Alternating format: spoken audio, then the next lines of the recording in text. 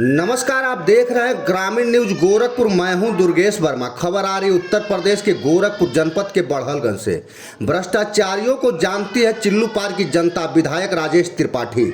चिल्लू पार की जनता भ्रष्टाचारियों को जानती है। चिल्लू पार में व्याप्त भ्रष्टाचार जनता से छिपा नहीं है। चाहे वो पीजी कॉलेज हो, लॉ कॉलेज हो, बीकॉम एमकॉम कॉलेज की दुकान या फार्म हाउस में हुए भ्रष्टाचार सभी जनता के सामने है, जिसकी जांच गवर्नर द्वारा कराई जा रही है। अब विरोधी मेरी व मेरे पुत्र मानस के हत्या की साजिश रच रहे हैं, जिसके लिए सरकार ने मेरी सुरक्षा बढ़ाई है। यह बातें विधायक राजेश त्रिपाठी ने कही।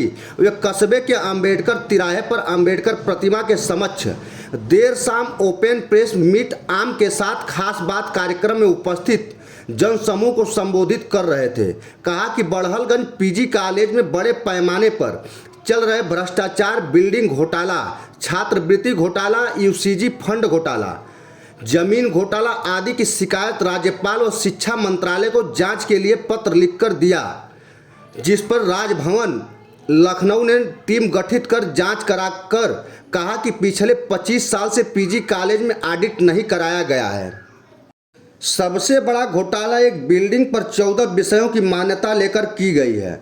उन्होंने बताया कि 1985 से लेकर अब तक 10 ग्राम पंचायतों में 168 एकड़ जमीन को कुटरचित तरीके से लालच देकर कॉलेज के नाम करा लिया गया है। बस स्टेशन और आसपास में जो दुकानें बनी हैं, वह जमीन कभी भी कॉलेज के नाम नहीं थी। वह जमीन लहठावा, पोखरा, भीता ग्राम समाज व बेलिया के एक निगम परिवार के नाम रही है।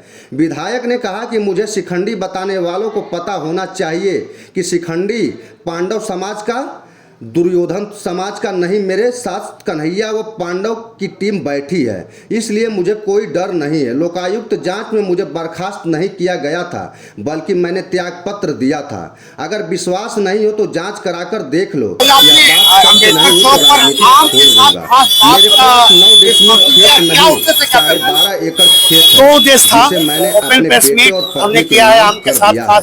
जनता सब जानती है कि 2027 में एक बार फिर इसका जवाब देगी। इस अवसर पर आम का त्योहार जा रहा है, महेश उमर, दूसरा यहाँ के जो समाजवादी पार्टी के राष्ट्रीय सचिव और आनंद चिल्लू पार के विधायक रहे विनय शंकर तिवारी, वो यहाँ पे जुलूस निकाले थे और ये कह रहे थे कि साहब हम बाइज्जत बरी हो गए। तो हमने जजमेंट की कॉपी निकाल के अपने मीडिया को दिया है कि ये बाइज्जत बरी नहीं हुए, सशर्त बकायदे मुचलके पे जमानत इनको दी गई।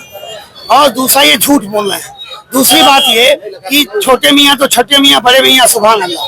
छोटे महोदय जो है विनय शंकर तिवारी, वो ईडी और सीबीआई के गिरफ्त में जेल गए थे और अभी बाहर आए हैं जमानत पर।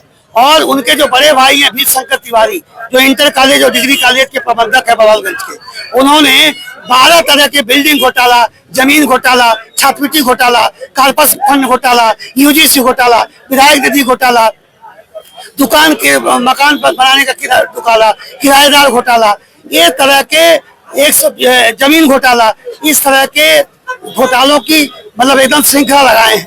पूरा का पूरा यह जो विद्यालय है, यह एक लूट खसोट का अड्डा बन चुका है और भ्रष्टाचार का अड्डा बन चुका है। एक राजनीतिक दल का केवल केंद्र है, पढ़ाई लिखाई नहीं होती, केवल लूटने के रोज नए हथकंडे अपनाए जाते हैं। इसी का खुलासा मैंने बकायदे किया। अच्छा, आप वर्तमान में आप बीजेपी के विधायक हैं चिल्लू पार में, ऐसे में आपकी सरकार है तो क्या आप शीर्ष नेतृत्व आप बात नहीं पहुंच पा रही है? शीर्ष नेतृत्व तक बात पहुंचाया हूँ। देखिए, वो लोग माफिया फैमिली के लोग रहे हैं, यह लोग जो है दबंग लोग रहे हैं, बाहुबली लोग रहे हैं। इनके हर दलों में, राजनीतिक दलों में, हर सरकारों में इनकी कभी पैठ रहा करती है। उसका असर पड़ता है। आदमी चोरी भी करता है तो बचाने के हर उपाय करता है। मैंने प्रधानमंत्री पीएमओ कार्यालय को पत्र लिखा और मैंने गवर्नर को पत्र लिखा, तभी जाकर के ये सारे घोटाले का पर्दाफाश हुआ। अभी क्या लगता है, जिस तरह लगातार इनका रैली निकल रही है, लगातार जिस तरह ईडी की कार्रवाई के बाद और जेल से छूटने के बाद जिस तरह सम्मान स्वागत आपके ऊपर लगातार आरोप लगा, उसको लेकर यही तो मैं कहना चाह रहा हूँ कि आप कोई कारगिल का युद्ध जीत करके, आप कोई संत सेवा करके, समाज सेवा करके नहीं आए हैं। आप एक ही जमीन को 12 बैंकों से लोन लेकर के, लूट करके आप 1200 करोड़ के घोटाले में ईडी ने आपने हिंदुस्तान का पैसा हवाला के माध्यम से विदेशों को भेजा है, दुबई को भेजा है, अपने होटल को भेजा है। आपके ऊपर अहमदाबाद से लेके दिल्ली तक, नोएडा तक छापे पड़ रहे हैं। तो आप कोई दूध के धुले व्यक्ति नहीं है जो आप निकाल रहे हैं। यह अपनी खिन्नता को छिपाने की एक नापाक कोशिश है। हमने जनता को यह बताया है कि यह कोई पाक साफ होकर नहीं आए हैं, बल्कि जमानत पे आए हैं। और यह व्यक्ति, यह पूरा परिवार केवल लूटना, खसोटना और भ्रष्टाचार के लिए ही राजनीति में है। राजनीति में बना इसलिए चाहता है कि इनका भ्रष्टाचार जारी रहे। तो जिस तरह आपके ऊपर लगातार आरोप लगा रहे हैं, चाहे पीना हुआ चाहे भीष्म हुआ, तो क्या कहना है इसको लेकर आपको? मैंने उनकी बादशाहत खत्म की है। ये माना जाता था कि जब तक वो लोग जिएंगे तब तक जीतेंगे। और 2007 में एक गरीब ब्राह्मण का बेटा जनता से सहयोग लेकर के और जीत जाता है। तो एक गरीब ब्राह्मण का बेटा, इन लोगों का ये है कि सांसद भी यही रहेंगे, एमएलसी भी यही रहेंगे, मिनिस्टर भी यही रहेंगे, विधायक भी यही रहेंगे। कोई और ब्राह्मण या कोई और जात अगर चिल्लूपाल से आती है तो इन लोगों को नागवार लगता है। क्योंकि हमारे जरिए जनता ने इनको बार बार, पिता को 2 बार पटकनी दी, बेटे को 1 बार पटकनी दी, 3 बार ये लोग यहाँ हारे, बलिया हारे, बासी हारे, डुमरियागंज हारे, खलीलाबाद हारे, गोरखपुर हारे, बलरामपुर हारे।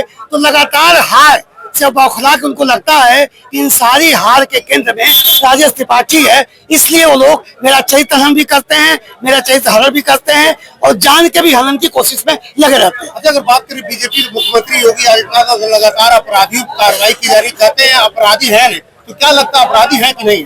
देखिए, 2 तरह के अपराधी होते हैं। एक होते हैं खूनी संघर्ष करने वाले, एक होते हैं भ्रष्टाचार वाले। तो खूनी संघर्ष करने वालों को तो मटिया मेट कर दिया गया। अब भ्रष्टाचारियों पे नकेल कसी जा रही है। इनका भी दिन आज नहीं कल आएगा ही। भ्रष्टाचारी बिल्कुल 100% लूट और भ्रष्टाचार का अड्डा बन चुका है नेशनल डिग्री कॉलेज बड़हल।